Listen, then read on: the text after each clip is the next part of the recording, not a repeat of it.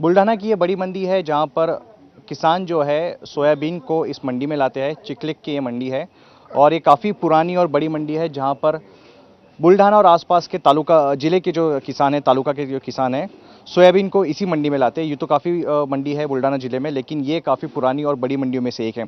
यहाँ पर किसान जो पहुंचे हुए हैं अपनी सोयाबीन लेकर पहुंचे हुए, यहाँ पे आप ट्रक देख सकते हैं कि यहाँ पे इनका माल जो है खेत का वो अनलोड किया जा रहा है। सोयाबीन को यहाँ पे निकाला जा रहा है, बाजार में बेचने के लिए यहाँ पर लोग पहुंचे हुए हैं।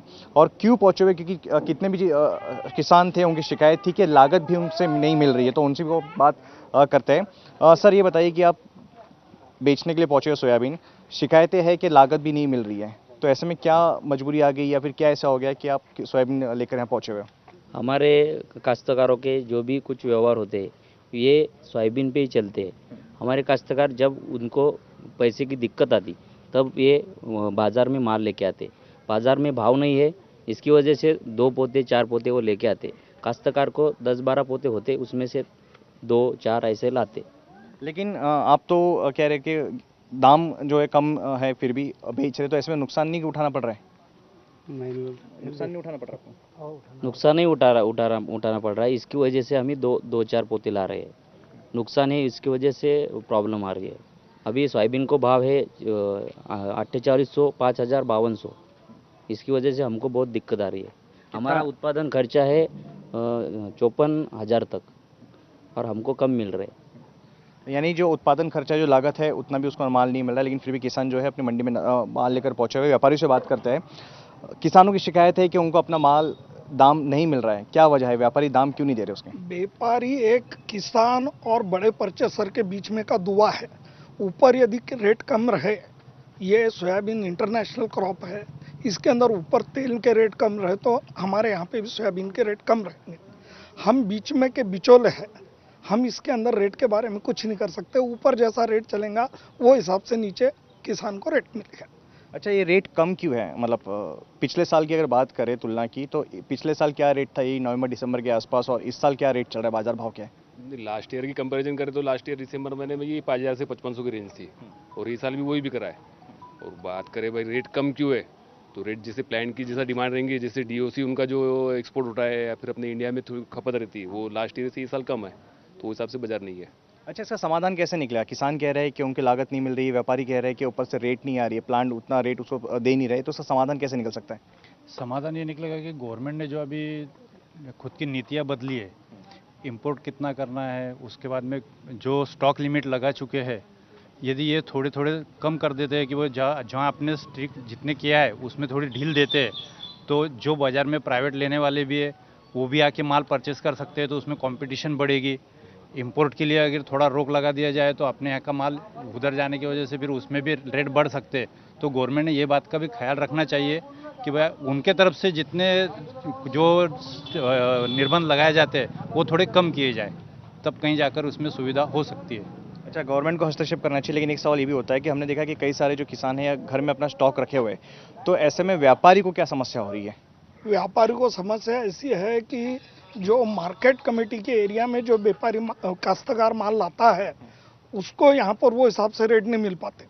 मार्केट के बाहर यदि माल बेचता है वो, तो खरीदार को वहाँ पे मार्केट टैक्स नहीं लगता, उसको किसी प्रकार की आड़त देना नहीं पड़ती, और मंडी के अंदर जो खरीदार माल खरीदेगा तो उसको यहाँ पे का सब खर्चा लगभग 100 से 125 रुपये क्विंटल का खर्चा आता है। तो मंडियों में माल आना कम हो गया है, उसके वजह से यहाँ पर खरीदार भी खरीदी कम करने लग गया है। तो इसके अंदर मार्केट कमेटी और गवर्नमेंट इन्होंने दोनों ने इसके अंदर बहुत अच्छे से ध्यान डालना चाहिए कि उसके वजह से किसानों को भी पूरा रेट मिले और हमारे व्यापारियों की भी समस्या सुलझे। आज मंडी के अंदर हमारे यहाँ पे जहाँ पे 10 से 15 हज़ार बोरी रोज आती थी, वहाँ पे मंडी में आज 1500, 2000, 2500 बोरी के ऊपर आमदनी नहीं है। किसान को भी उनके लागत के हिसाब से भाव नहीं मिल रहे हैं करके वो भी बेचने में इंटरेस्टेड नहीं है। तो ये गवर्नमेंट ने इसके अंदर कुछ तो भी करे तो उसके अंदर रेट बढ़ सकते। अच्छा, एक आखिरी चीज़, अगर आकलन लगाया जाए नुकसान की भरपाई नुकसान की, किसानों का कहना है कि उनको लागत नहीं मिल रही है इसलिए वो स्टॉक होल्ड करके रखे हैं, तो अगर मार्केट में माल नहीं आ रहा है तो व्यापारी को नुकसान किस तरीके से हो रहा है, क्या उनको नुकसान झेलना पड़ रहा है? दुकान का खर्चा तो बंधा हुआ है, दुकान के ऊपर 4 आदमी काम करते, 4 लेबर है, उसका जो खुद का खर्चा है वो तो आमदनी नहीं भी आई तो भी उसको वो लगना ही है, वो खर्चा लग रहा है। और मार्केट के अंदर आमदनी है नहीं, आमदनी न आने की वजह से उसके खर्चे बढ़ रहे हैं। अच्छा, किसानों ने माल स्टॉक करके रखा हुआ है, उनका कहना है कि हो सकता है कि भविष्य में दाम बढ़े, तो ये तो किसानों का आकलन है, क्या व्यापारी भी ऐसा सोचता है कि दाम बढ़ेगा आगे? हमारा तो किसान व्यापारी बोलकर मानना रही है कि भाई जो इंटरनेशनल बाजार के जो शुरू में रेट निकलते हैं वो जो निकलेंगे वो हिसाब से ही है, क्योंकि व्यापारी भी कोई ऐसा भविष्यकार नहीं है कि वो बता देगा कि भाई रेट बढ़ जाएंगे। लेकिन एक जो इंटरनेशनल बाजार है उसके बाद में उनके क्रॉप कितना आता है वो हिसाब से बोल नहीं सकते, लेकिन 6,000 से 6500 रुपये तक होना चाहिए, ऐसा एक आकलन है हमारा। वो हिसाब से किसान भी रुके हुए हैं। क्या आपका भी ऐसा ही आकलन है कि इतने दाम बढ़ सकते हैं भविष्य में? किसानों का कहना है कि दाम बढ़ेंगे, व्यापारी क्या सोच रहे हैं? नहीं, एक्चुअली देखो, ऑल ओवर वर्ल्ड का हिसाब लगाया जाए तो इंडिया का उसमें सोयाबीन के हद तक के हिस्सा है सिर्फ 7%, बाकी लगभग 93% पूरा अर्जेंटीना, ब्राज़ील और अमेरिका, लैटिन अमेरिका समझो पूरा आ गया उसमें।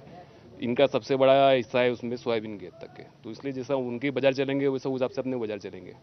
अच्छा, एक आखिरी चीज़, पॉलिसी किस तरीके से होनी चाहिए? क्योंकि आप व्यापारी है, दाम है जो आप ही को देना, आप ही को किसानों को देना है, तो सरकारी पॉलिसी किस तरीके से होनी चाहिए जो दोनों का हित का ख्याल रखा जाए? व्यापारी का भी रखा जाए कि उनको भी तो उचित दाम मिले और किसानों को भी अपनी लागत का और मुनाफे का उचित दाम मिले। पॉलिसी किस तरह से होनी चाहिए सरकार की? सोयाबीन के अंदर तेल का परसेंटेज बहुत कम रहता है, मेनली उसमें डीओसी बनती है और डीओसी 90% एक्सपोर्ट होती है। तो एक्सपोर्ट होने वाली डीओसी पे गवर्नमेंट ने टैक्सेस लगाए या वो टैक्सेस कम करे तो नेचुरली किसानों को, म्हणजे व्यापारी को भाव ज़्यादा मिलेगा, उसको टैक्स नहीं मिलेगा, वो मुकाबले में किसान का भी रेट बढ़ेगा।